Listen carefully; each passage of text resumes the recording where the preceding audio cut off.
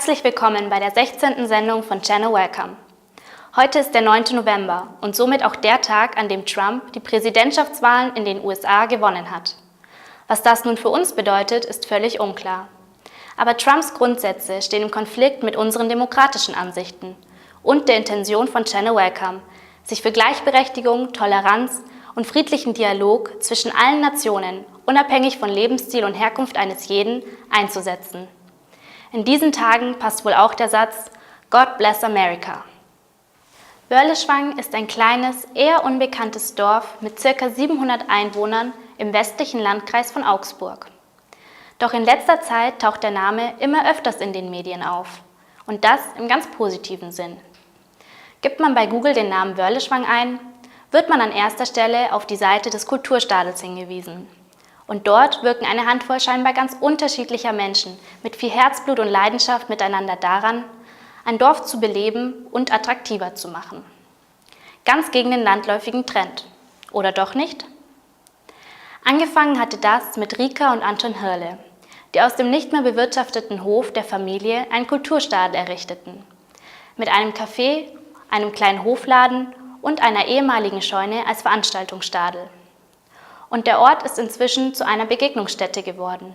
Für die, die im Dorf leben und für immer mehr Interessierte von weiter weg, die einfach mal schauen wollen, was da so passiert.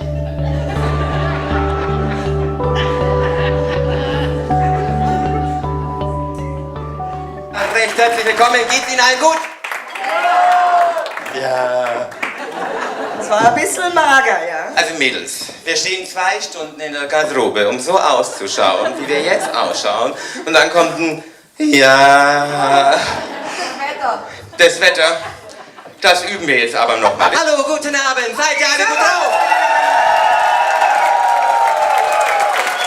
Ja, auch von meiner Seite her einen wunderschönen guten Abend hier im Kulturstadel. In Wörleschwang.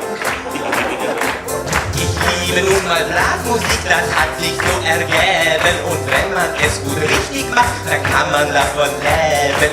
Elena werd ich genannt, nur kurz hinter die Grenze. Ich liebe nicht nur Blasmusik, nein, ich blas auch. Hau ab! Wir sind vor jetzt 8 Jahren nach Wörleschwang gezogen und dann haben wir, man lernt natürlich neue Leute kennen, neue Kontakte und unter anderem eben Rika und Toni sind gute Freunde geworden und Rika wollte hier, weil das ist ja der Hof vom Toni, also von einem Freund von uns, sein Elternhof und Rika, seine Frau, wollte immer ein kleines Café.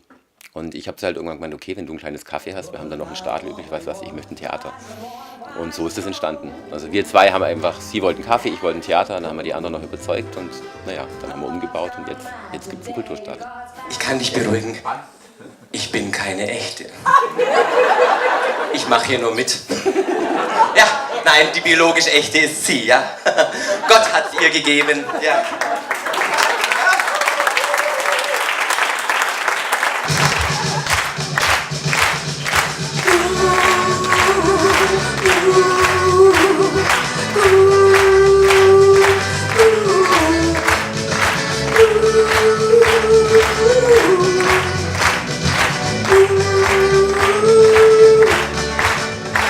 Das war eigentlich aus einer Weinlaune 2012 heraus. Da war ich zusammen mit meinem damaligen Soul-Stadelpartner aus München, dem Nick Feliz, in meinem Atelier. Waren wir da gemütlich beieinander gehockt und haben uns überlegt, Mensch, wir als gemischtfarbige Menschen, also eher deutsch-afrikanisch und bei mir ja griechisch, afroamerikanisch mit bayerischen und auch schwäbischen Einflüssen. Wir müssten doch mal irgendwie so eine Art Musikantenstadel auf die Beine stellen, wo sich all die Elemente, die uns ausmachen, als Mischlinge aufeinandertreffen. Dann ist das allererste, was mir in den Kopf schoss, war ein Wolpertinger. Darum sitzt er hier auch. Mir geht's einfach nur durch alle Sorgen zum Leid. Bin ich in dir los, bin ich so wie im Traum. Nur los wie in Himmel eine Schau. Die ganze Woche haben wir für uns gut Zeit. Der Samstag ist so weit, komm, dann bin ich bereit. Dann kommst du und stehst vor meiner Tür. sind Wolpertinger. Wolpertinger gehört irgendwie in die Berge, also auch nach Bayern. Lass uns da was machen. Und ruckzuck ist dann irgendwie aus der Rheinlaune das Wort Soulstadel entstanden, weil wir eben uns beide der Soulmusik verbunden fühlen. Und dann ging das Schlag auf Schlag. Dann wussten wir, okay, wir haben Soul als Musik, Stadel ist der bayerische Anteil. Komm, lass uns Alphörner dazu nehmen, ein Hackbrett, eine Zither. Und so entstand dann der erste Soulstadel. Es wird so gleich dumper, es wird so gleich Nacht, drum komm ich zu dir. Dann ist es nicht nur die Musik und das Event, es ist ja auch die Botschaft, dass das alles so bunt und vielfältig ist. Dieses Bayern, also jetzt meine Heimat und ich auch doch ein bekennender Patriot, so. Ist vielleicht belegtes Wort, jetzt negativ, ich nehme es aber gerne in den Mund. Ich bin eine sehr heimatverbundene Person, aber es ist eben nicht nur die eine Heimat. Mich machen viele Teile aus, eben wie ein Wolpetinger. Oh, nein. Oh, nein. Das ist echt, muss das sein, oder? Ja, es muss sein. Jetzt bringen wir es schon zu Ende, gell, Freund? Ja, ich krieg's wieder, ich weiß. Schlaf, sieh's, Herr, sieh's,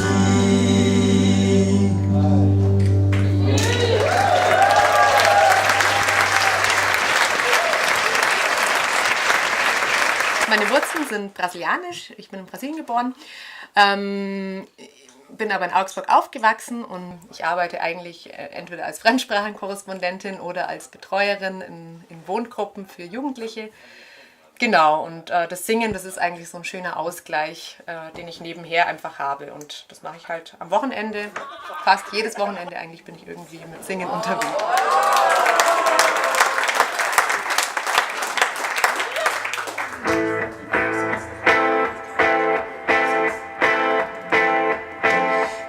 Into this world, Daddy's little girl, and Daddy made a soldier out of me.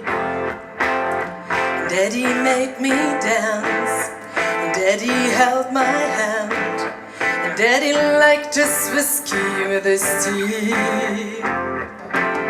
And we rode motorcycles, blackjack, classic vinyl, tough girl is what I had to be. He said, take care of your mother, watch out for your sister. Oh, that's when he gave to me. Es gab schon lustige Situationen, wo man einfach ganz klar angeschaut wird, wenn man irgendwie in eine Wirtschaft kommt oder so, dann ist man erstmal irgendwie was Besonderes, obwohl man das gar nicht sein möchte vielleicht und wird erstmal anguckt. Aber eigentlich immer im positiven Sinne. Also es ist auch lustig einfach, wenn mich dann kleine Kinder fragen, warum bist du so braun? Und dann erkläre ich ihnen halt, ja, wie es halt ist. Und dann ist das auch gut. Also ich finde das nett einfach. Und ich kann das auch gut verstehen, wenn man hier auf dem Land aufgewachsen ist und noch nicht viel rausgekommen ist oder vielleicht auch bei den älteren Leuten. Da ist es halt dann einfach so. Die kommen, fragen halt dann mal, was der Hintergrund ist und dann erklärt man es halt und dann ist lustig und nett. Und ja, die Leute reagieren vor allen Dingen auch immer so nett drauf, dass ich ja so unfassbar gut Deutsch sprechen würde. Das ist immer ganz witzig. Und dann sage ich, ja, ich bin hier auch aufgewachsen, mein ganzes Leben lang. Und dann ist die Antwort drauf, ja, aber du sprichst wirklich gut Deutsch. Also, aber ich nehme das immer als ganz lustig hin und es sind nette Unterhaltungen eigentlich. 'Cause when trouble comes to town, men like me come around. Oh, my daddy said true. Oh, my daddy said true. 'Cause when trouble comes to town, men like me come around. Oh, my daddy said true. Oh, my daddy said true.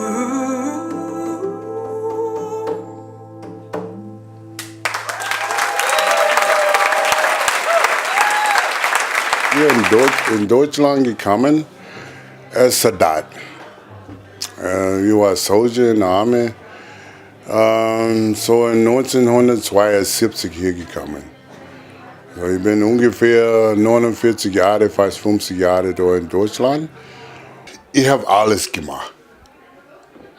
Nicht nur Jazz, Funk, Soul, Hip-Hop, Go-Go, klassisch. Ich mag die Humta auch. Und die Bier-Musik, das macht mir Freude, weil das Bier schmeckt mich. Oh yeah. Mein erstes Mal in Stuttgart, und ich habe meine erste Stuttgarter Bier getrunken, als Soldat, und das hat mich unter den Tisch gehauen. Und ich sage, nein, so geht's nicht. Und ich sage, ich muss mal üben. Und dann habe ich ein bisschen geübt, und dann habe ich 2 Bier trinken können. I feel good, like I knew that I would now. I feel good, like I knew that I would now. So good, so good, I got you. So good, so good, I got you. Hey! Jetzt heute Abend für Sie auf dieser Bühne Miss.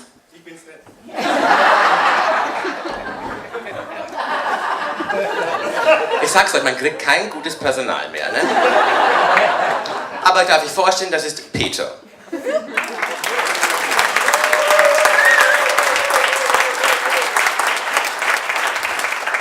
Der zupft uns den ganzen Abend heute ein. Twitter-Unterricht erhalten mit 10 und dann einfach auch dabei geblieben, was ja heute auch nicht mehr so der Fall ist, dass irgendjemand sein Instrument über die Jahre mit sich trägt und der Instrumentalbereich wurde halt dann einfach von mir selber erweitert, dass dann einfach die Gitarre dann irgendwann mit dazu kam und Bands und alles Mögliche. Was der Herz hast, wie er Bergwerk, weiß der Wahnsinn ist für mich, steh auf dich. Was der Herz hast, wie er Bergwerk, weiß der Wahnsinn ist für mich, steh auf dich.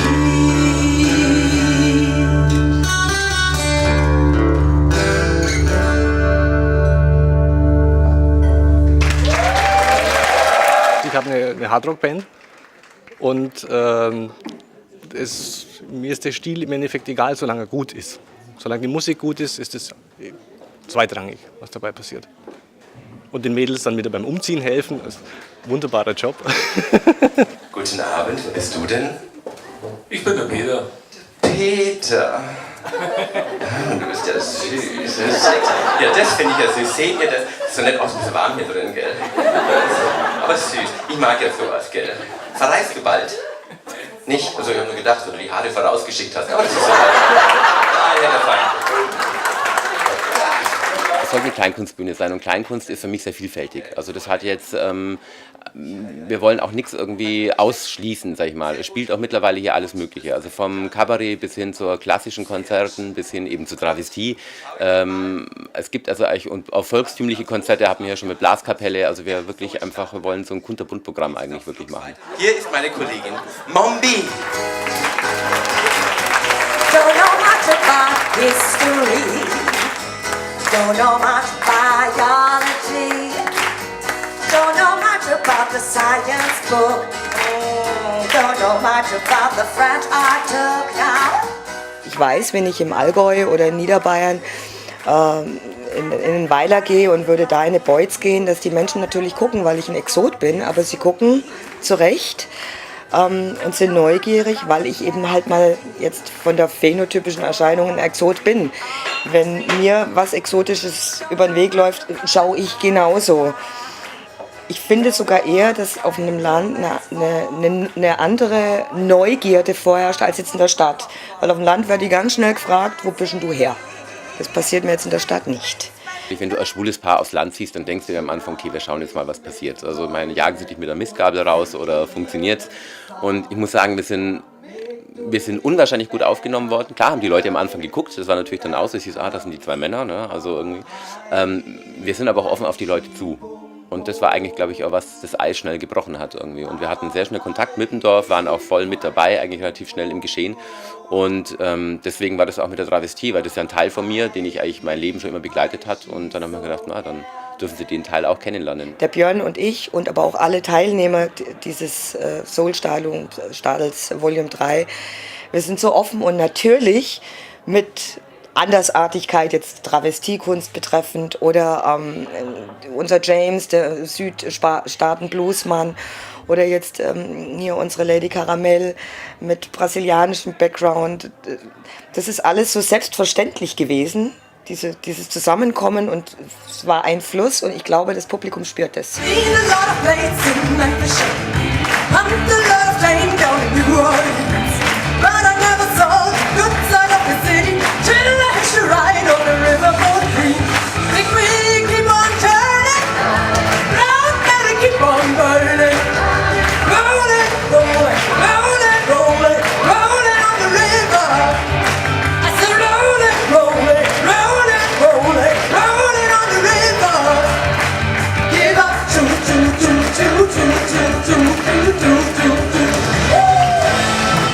Wie alle anderen dann auch, dadurch fällst du dadurch nicht auf, aber du fällst auf, weil du eben trotzdem in ihren Augen anders bist, weil du halt, ich meine, bei den einen ist die Nationalität, bei uns ist es halt dann eben unsere, nennen wir es mal eben Veranlagung oder unsere Lebensweise, dass wir eben anders leben.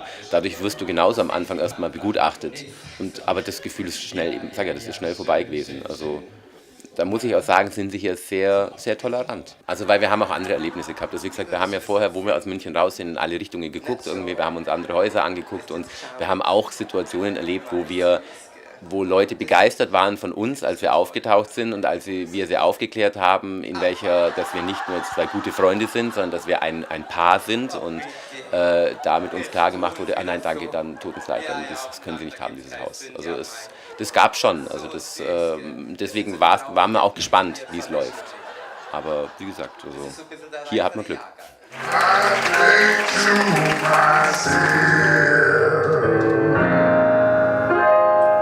What a wonderful world.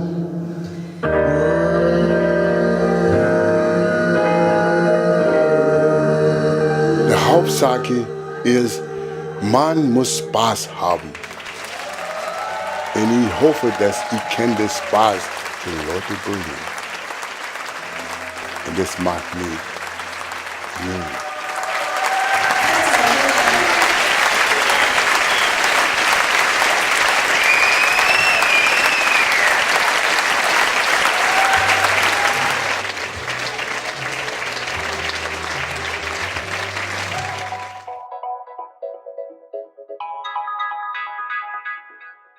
EU-Kommissar Günther Oettinger, auf niedrigstem Niveau Deutschland repräsentieren. Als Vertreter der Europäischen Union und der Bundesregierung Deutschland Menschen aus China mit den Synonymen Schlitzaugen und Schlitzohren zu bezeichnen, daran sieht der EU-Kommissar nichts Verwerfliches. In seiner Rede am 26.10. in Hamburg bei einem Abendessen vor Unternehmern holte Oettinger zu einem Rundumschlag aus. Gegen Homosexuelle, Frauen, sogar gegen CSU-Chef Horst Seehofer.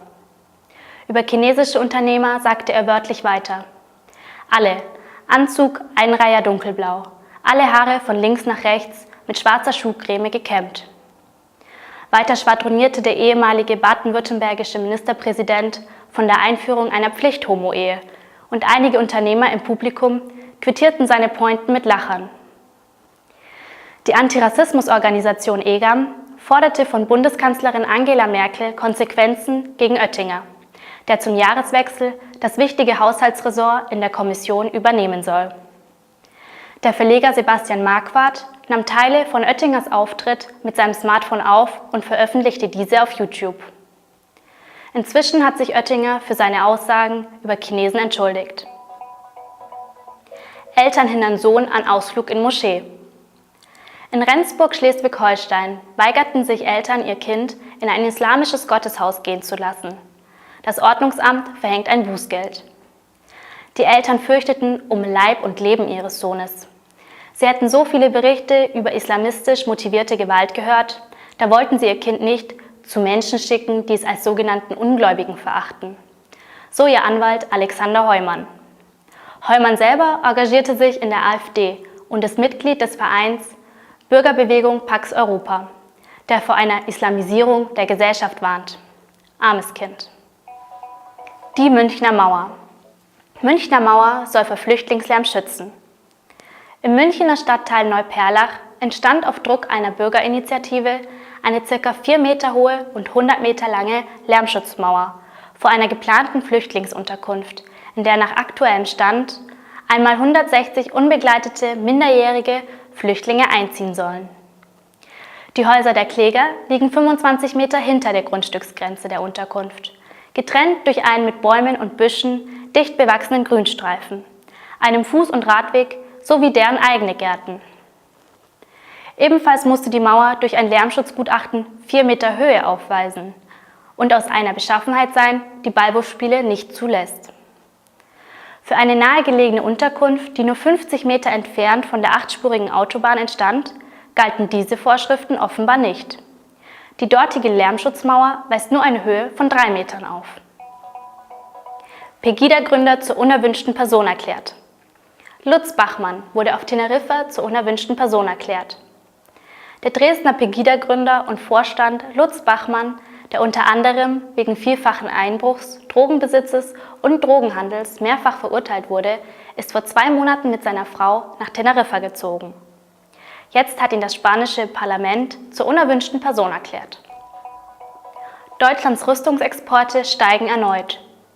Deutschland verzehnfacht Ausfuhr von Kleinwaffenmunition. Allein die Ausfuhr von Munition für Kleinwaffen hat sich in diesem Jahr verzehnfacht. Mit ihnen werden in Bürgerkriegen wie in Syrien die meisten Zivilisten getötet. Der Wert der Genehmigungen für Munition kletterte von 27 Millionen auf 283,8 Millionen Euro. Dabei rückte die Türkei als Abnehmer seit Beginn der Flüchtlingskrise mit einem Volumen von 76,4 Millionen Euro von Platz 25 auf Rang 8 vor. Erdogans Traum vom Osmanischen Reich. Eine Rückkehr zu altem Glanz verspricht der türkische Präsident Erdogan seinen Anhängern. Wir haben unsere derzeitigen Grenzen nicht freiwillig akzeptiert, sagte er kürzlich in einer Rede. Erdogan wird schon jetzt als Sultan tituliert, ganz nach dem Vorbild des Osmanischen Reiches. Das türkische Staatsfernsehen zeigt das Land zum Teil schon in den Grenzen des alten Osmanischen Reichs. Und das Militär greift schon längst in Nachbarstaaten ein. Exekution in Israel. Der Terrorist hat noch gelebt. Er musste sterben. Mit diesen Worten rechtfertigte ein israelischer Soldat die Ermordung eines verletzt am Boden liegenden Palästinensers, den er aus wenigen Metern Entfernung mit einem Gewehr hinrichtete. Er landet vor Gericht, doch bei Teilen des israelischen Volks gilt er als Held. Auf einem Hausdach steht ein palästinensischer Familienvater und filmt. Am selben Morgen lädt er das Video auf Facebook hoch. Er löst damit einen Sturm aus. Das Video zeigt die Exekution von Abdel Fattah al-Sharif, 21 Jahre alt.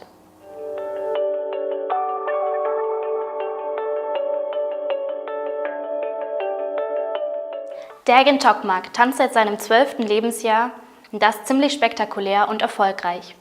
Er gewann Preise und gehörte zum Ensemble des Cirque du Soleil. Meine Hoffnung als Künstler ist, der Welt zu zeigen, dass es in jedem Menschen eine schöpferische Seele gibt. Ganz gleich, ob er eine Behinderung hat oder nicht. Dennis Öztürkoğlu und ich haben mit dem charismatischen und sympathischen Tänzer gesprochen. Ja, so ist der erste Kontakt bei den Staaten eigentlich. Eigentlich ist es mir viel lieber, wenn wir eigentlich immer, du fliegst mir die Fragen und... Merhabalar, benim adım Dergin Tokmak. Benim yaşım 43 yaşındayım ve Augsburg'dan size selamlar.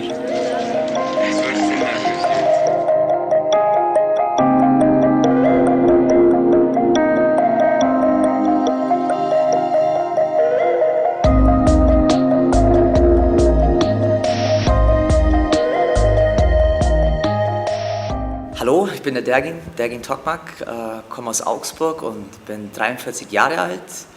Ich bin Akrobattänzer auf Krücken und ja, heute wir sind hier im QuickFit. Das ist mein Übungsraum, wo ich mich eigentlich immer öfters befinde. Also ich trainiere hier bestimmt so bis 3 bis 4, 5 Mal in der Woche, je nachdem wie viel Zeit ich habe.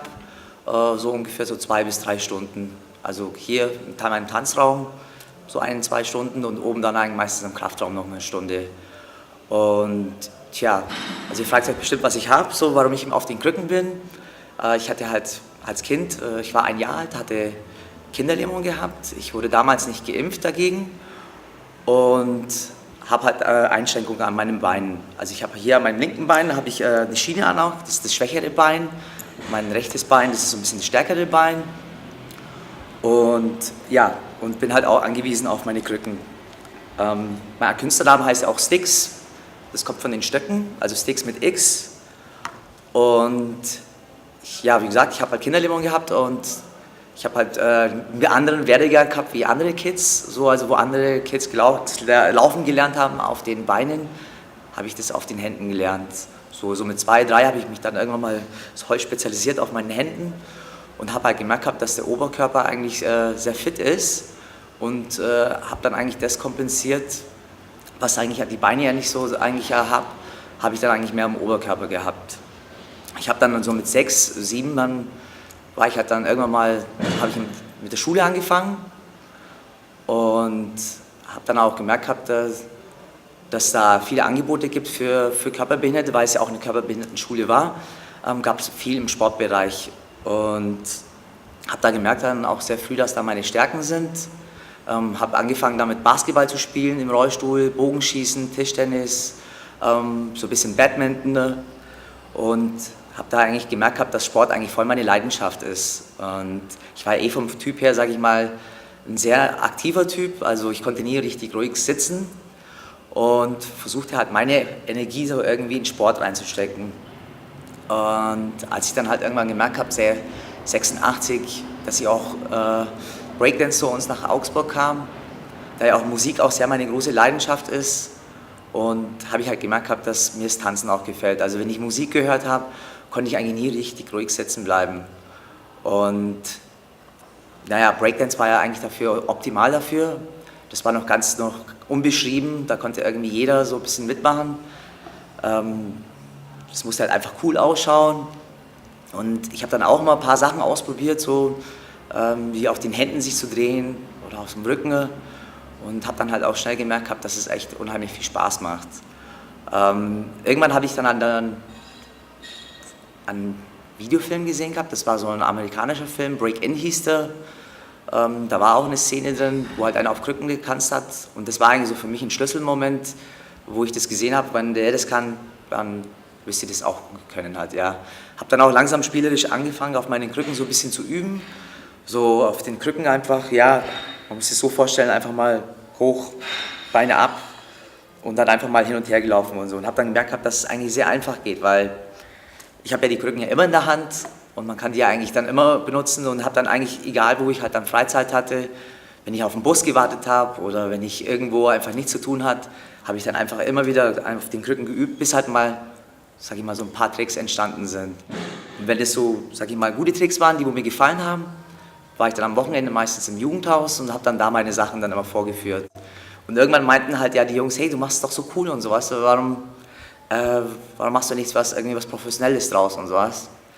Tja, dann habe ich mir da irgendwann gedacht, okay, vielleicht mache ich irgendeine eigene Crew auf. Ja. Und dann so entstand dann irgendwann mal der Funk.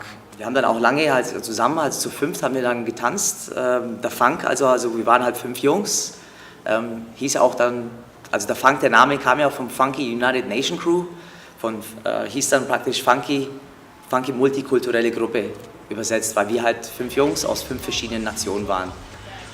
Und wollten halt den Leuten zeigen, mit Tanzen, mit Kunst, spielt es keine Rolle, von wo du herkommst, hauptsächlich die Musik verbindet und der Spaß. Und so, das war so eigentlich unser Motto eigentlich. Und wir haben dann auch 10 Jahre zusammen getanzt, was auch sehr spannend war. Wir haben getanzt und irgendwann mal auch zum Singen angefangen. Singen konnten wir leider nicht so gut und das hat dann nicht so geklappt. Aber als halt im Hip-Hop-Bereich irgendwann mal, sag ich mal, ich mich nicht mehr weiterentwickeln konnte, habe ich mich dann irgendwann mal ins Zirkusgeschäft dann so ein bisschen langsam reingeschnuppert. Es hat sich cool ergeben, weil irgendwann kam dann auch der Cirque du Soleil auf mich zu. Sie hatten auch eine Nummer parat gehabt, wo einer auf Krücken das eigentlich eine Nummer hatte, die übernommen wurde, aber es eigentlich nie richtig besetzt wurde, weil der es eigentlich nur simuliert hat.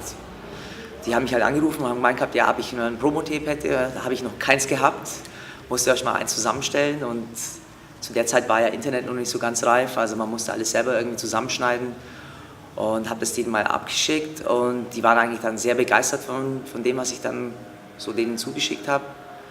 Ja, und haben mir dann auf jeden Fall ein Ticket dann zugeschickt gehabt für eine Audition, für 5 Tage mal nach Montreal und so und habe dann dort mal vorgetanzt.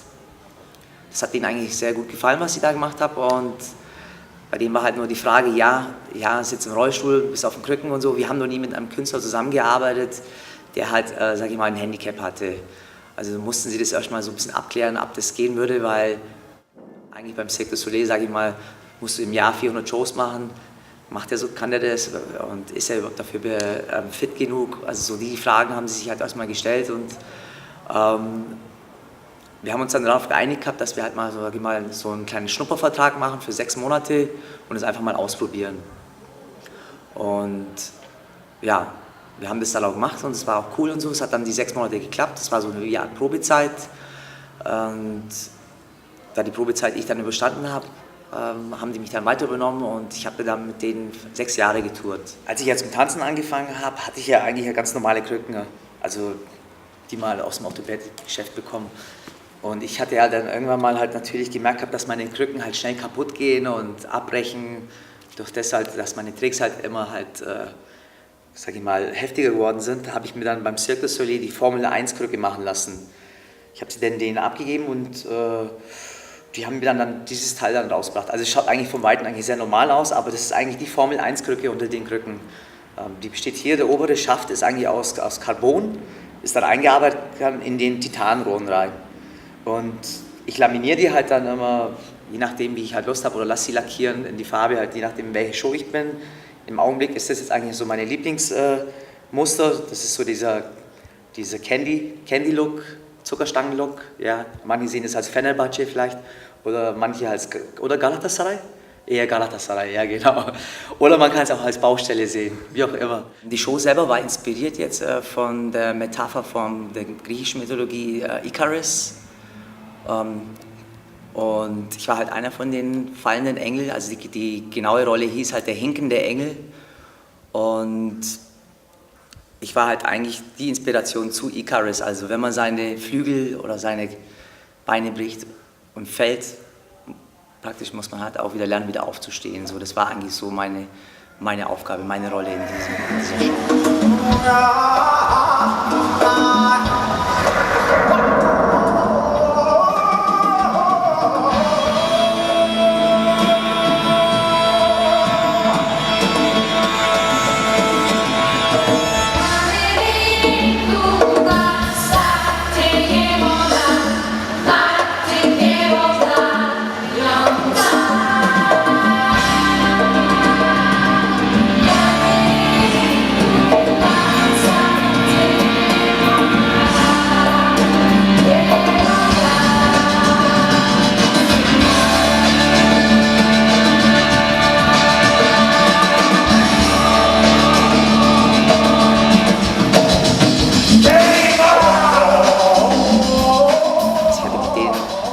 Die Amerika-Tour gemacht gehabt, 1 Jahr lang in Australien, 3 Jahre lang in Europa und ein halbes Jahr lang in Asien. Ich hatte dann mal ein Problem gehabt am Ellbogen hier, dass ich dann mal angefangen habe, mal da so eine Schleimbeutelentzündung zu haben.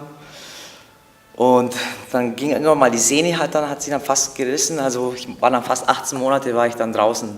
Als dann irgendwann wurde es dann irgendwie für mich auch so eine Fließbandarbeit, weil du eigentlich jeden Tag eigentlich dieselbe Nummer machst. Es war ja zwar schön, die Welt kennenzulernen und sowas, und irgendwie ja, als Künstler sucht man ja irgendwie nach einer neuen Herausforderung. Und ja, ich habe mich dann entschieden gehabt, dann beim Cirque du Soleil aufzuhören und habe dann das Projekt gehabt, meine Autobiografie rauszubringen. Und habe dann eigentlich 2011 dann mein Buch rausbekommen, Sticks, mein Weg zum Tänzer auf Krücken. Und ja, als ich dann mit dem Buch halt dann auch ein bisschen mehr Promo gemacht habe hier in Deutschland, ging dann an eigentlich das ohne Cirque du Soleil eigentlich auch ziemlich gut, dass ich als freischaffender Künstler arbeiten kann hier. Ich habe jetzt heute meine eigene Nummer, die ich halt dann auch weltweit vorführe Also es ist eine Nummer, die für 5 Minuten dauert, aber man kann mich halt für Galas oder für Varieté-Shows oder für Sportevents kann man mich auf jeden Fall immer engagieren. Ich habe auf jeden Fall noch Ziele, also ich möchte natürlich daran arbeiten, dass behinderte Menschen natürlich, es natürlich einfach haben in der Zukunft. Ich möchte natürlich meine Kunst gerne weitergeben. Wir arbeiten gerade an einem Projekt in England, das heißt Extraordinary Bodies, also außergewöhnliche Körper, verbindet zusammen mit Künstlern aus der ganzen Welt, die auch jetzt keine Behinderung haben, und mit denen wollen wir jetzt ein Zirkusprojekt starten. Das wird nächstes Jahr in England stattfinden, und wenn das sag ich mal, Erfolg hat, wollen wir das dann auch weltweit natürlich vorführen. Und ich glaube, das ist das beste Beispiel halt dafür, dass man halt Immigrationshintergrund oder Inklusion, dass man einfach was Cooles zusammen starten kann, und das wollen wir einfach weitergeben den Leuten. Also ich bin ja in Deutschland aufgewachsen, meine Eltern sind aus der Türkei, also sie sind damals, glaube ich, als Gastarbeiter in den 60er Jahren hier gekommen. Meine Brüder, meine Schwestern sind alle hier aufgewachsen eigentlich, und ja, eigentlich sind wir sehr türkisch aufgewachsen. Ich habe mich eigentlich hier in Deutschland immer eigentlich sehr wohl gefühlt, habe mich versucht eigentlich immer gut anzupassen. Klar gab es immer mal wieder mal so Aussetzer, wo man sagt, in der Schule halt erlebt man das halt mal, weil ich war ja in einer Körperbehindertenschule und da war ich der einzige Türke, und da kam halt schon mal irgendwie mal so ein Satz halt mal, ja du, hey, scheiß Kanake oder so, aber ich habe mich da jetzt eigentlich nicht so drauf eingelassen eigentlich, weil ich da kann ich ganz cool umgehe eigentlich. Aber es prägt eigentlich schon so ein bisschen, sage ich mal, obwohl man hier geboren ist, dass man sagt, ja, man ist halt immer noch so ein bisschen, ja, als Gast hier, so als so Gastarbeiter. Aber ich habe mich da eigentlich gut angepasst, indem halt im Tanzen, das war halt so irgendwie, sage ich so, meine dritte Sprache. Also ich bin ja türkisch-deutsch aufgewachsen, war das Tanzen so eigentlich dann meine, sage ich mal, so meine Verarbeitung eigentlich für das Ganze irgendwie. Und bei dem Tanzen spielt es einfach keine Rolle, oder bei der Kunst spielt es keine Rolle, von wo du herkommst, wie du ausschaust. Es ist etwas, was verbindet. Kunst verbindet einfach. Und deswegen auch im Breakdance, ist halt sehr multikulturell, war das einfach für uns so ein, sag ich mal, so ein Zufluchtsort, wo wir uns da eigentlich so frei fühlen konnten. Ein Schlüssel auch zur Außenwelt irgendwie, zu jedem Menschen irgendwie, egal jetzt von wo er kommt, von welchem Lande oder ob er jetzt behindert oder nicht behindert ist. Und natürlich ist der Zugang ist da viel leichter für die Leute eigentlich, weil das einfach die Neugierde auf einmal die Leute erweckt. Für mich war es immer mal eher schwieriger eigentlich, den Immigrationsgrund zu haben, wie halt eigentlich die Körperbehinderung. Also ich bin da eigentlich immer locker umgegangen eigentlich. Klar gibt es mal ein paar Down-Phasen, wo du halt denkst, oh Gott, ja, jetzt wäre das schon mal besser, man könnte da in dem Augenblick laufen können. Aber ich habe es da eigentlich ziemlich smart geregelt, so irgendwie meine Mobilität unter Kontrolle zu halten, das Beste eigentlich daraus zu machen eigentlich. Ich finde es eigentlich, dass ich aus meinem Nachteil einen Vorteil machen konnte. Also wenn ich jetzt laufen könnte, würde ich wahrscheinlich nicht dieses Privileg jetzt haben, was ich heute habe. Also ich kann durch meine Kunst weltweit kann ich reisen, bin frei, bin selbstständig, kann mir meine Jobs selber aussuchen. Klar hatte ich mal einen normalen Weg gehabt, also ich habe ja früher im Büro gearbeitet, bevor ich ja als Profitänzer geworden bin. Ich habe als technischer Zeichner gelernt, habe das auch 8 Jahre lang auch praktiziert im Büro, habe aber immer nebenbei halt mein Ziel vor mir gehabt, dass ich halt natürlich gerne tanzen wollen würde, und habe das eigentlich langsam aufgebaut. Und das war halt auch immer so, sage ich mal, so ein Parallelwerdegang, meine Behinderung, mein Immigrationshintergrund und mein Traum. Und das halt einfach alles zu verbinden.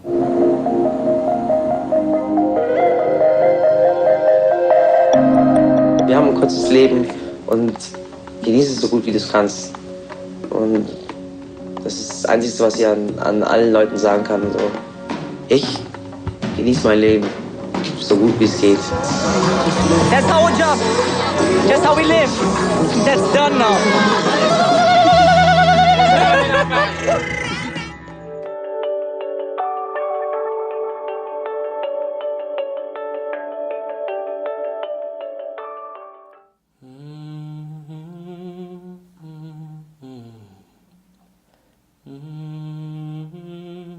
Kaum jemand hat meinen Gerechtigkeitssinn so geprägt wie er. Als 12- oder 13-Jähriger hörte ich zum ersten Mal sein Blowing in the Wind Und damit begann ich bedingungslos gegen jede Form von Gewalt, gegen jeden Krieg, gegen Rüstungsunternehmen zu sein, die diese Kriege erst ermöglichen. Das habe ich von ihm. Masters of War.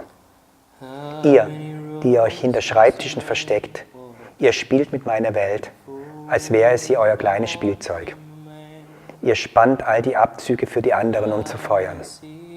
Dann lehnt ihr euch zurück und schaut zu, während die Zahl der Toten steigt. Ihr versteckt euch in euren Villen, während das Blut junger Menschen aus ihren Körpern fließt. Es gibt eine Sache, die ich weiß. Auch Jesus würde niemals vergeben, was ihr tut. All das Geld, das ihr gemacht habt, kann niemals eure Seele zurückkaufen.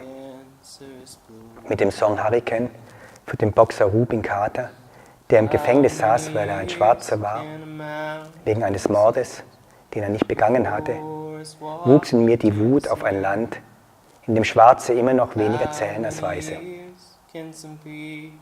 Hurricane. Wenn du schwarz bist, gehst du besser gar nicht vor die Tür. Außer du riskierst die Hölle dafür. Um 4 Uhr morgens fangen sie Rubin ein, fahren ihn ins Krankenhaus und bringen ihn nach oben. Der schwer verletzte Mann blickt sterbend auf und sagt: Warum bringt ihr den? Der war es nicht. Ja, das ist die Geschichte von Hurricane. Für etwas, was er nicht getan hatte, steckten sie ihn ins Gefängnis. Aber einmal hätte er Boxweltmeister werden können. Ich musste zusehen, wie er reingelegt wurde. Offensichtlich. Ich konnte ihm nicht helfen, doch ich schäme mich, in einem Land zu leben, wo Gerechtigkeit ein Glücksspiel ist. Mit Hollis Brown wuchs meine Wut auf die, die alles haben, weil sie andere ausbeuten und dann nichts von ihrem Reichtum abgeben wollen.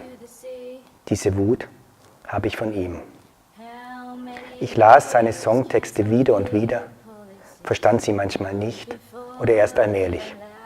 Doch, dass etwas Geniales dahinter steckte, das fühlte ich. Die Diskussion, ob er Verrat beging, als er die akustische Gitarre gegen eine E-Gitarre austauschte, war mir zu blöde.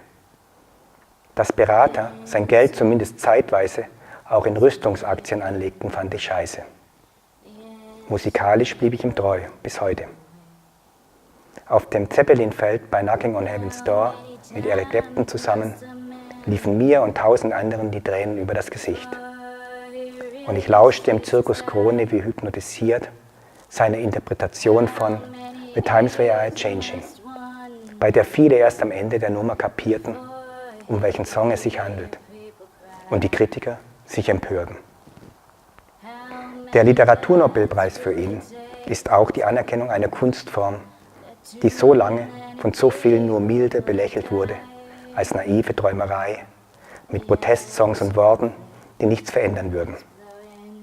Und egal, ob die Entscheidung stärker dem politischen Dillen als dem Musiker und Lyriker zugeordnet wird, ein bisschen stolz bin auch ich.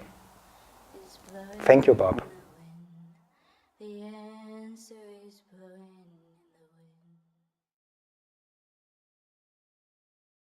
Wo lebt man besser? Deutschland versus postsowjetische Staaten. Mein Kollege Artem Bondarenko hat sich bei hier lebenden Menschen mit Wurzeln aus dem heutigen Russland, Weißrussland und der Ukraine erkundigt und Punkte verteilt. Das Ergebnis ist eindeutig.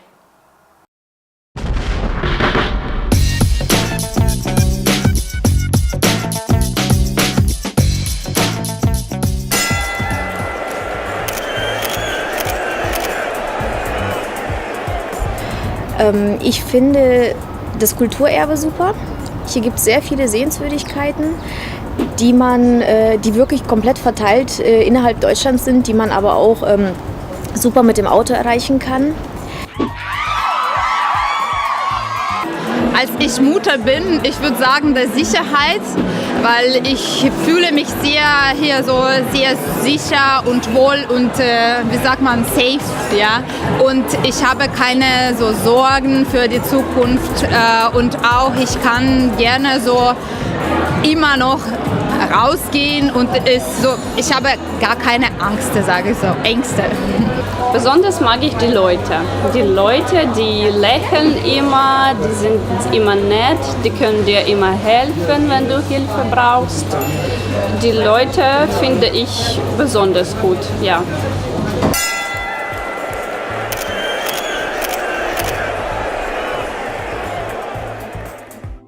В Германии не хватает общения, не хватает моей семьи, не хватает друзей, которые у меня были в России.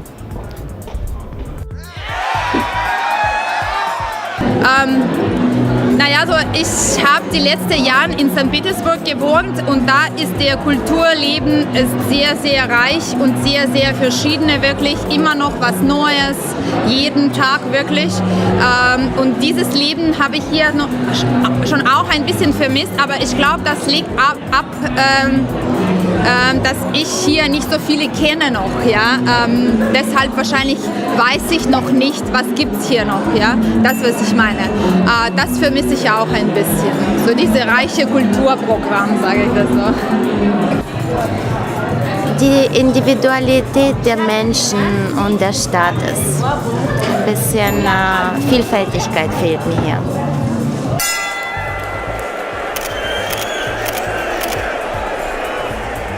Конечно же, я чувствую трудности языковые и, что самое более важное, трудности ментальные в общении с немцами. Für mich als für Ausländer fällt sofort aus, dass die Deutsche seine Denkmale schätzen. Wir haben ganz viele Naturparks, ganz viel Natur und Bäume in der Stadt. Nachteile gibt es persönlich mehrere. Ich sehe, dass jeder Mensch das individuell entscheidet. Für mich ist das sehr zu strukturiert hier, zu eintönig und zu geradlinig. Die Ökologie ist hier sehr gut, weil hier wird der Müll getrennt. Die Busse fahren mittlerweile mit Biogas, also hier wird richtig auf die Natur geachtet. Es ist alles grün und alles super sauber erhalten. Минусы, о минусах говорить можно тоже долго, например, бюрократия, много бумажек. Мне нравятся в Германии социальные аспекты, здравоохранение, социальное страхование, удобный транспорт. Vorteile sind die sozialen Lebensstandards in Deutschland. Also Nachteile für mich sind die Strafen. Die Strafen mag ich nicht.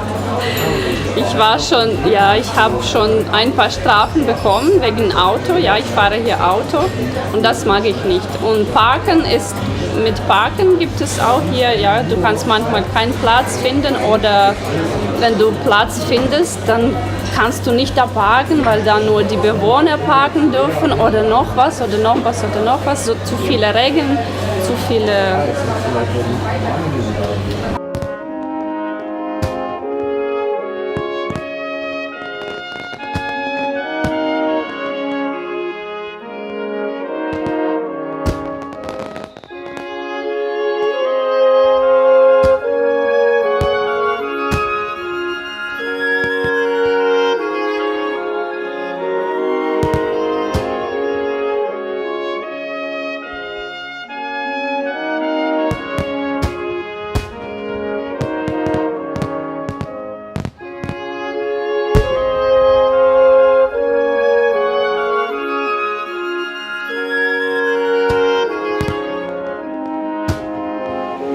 Спасибо вам большое.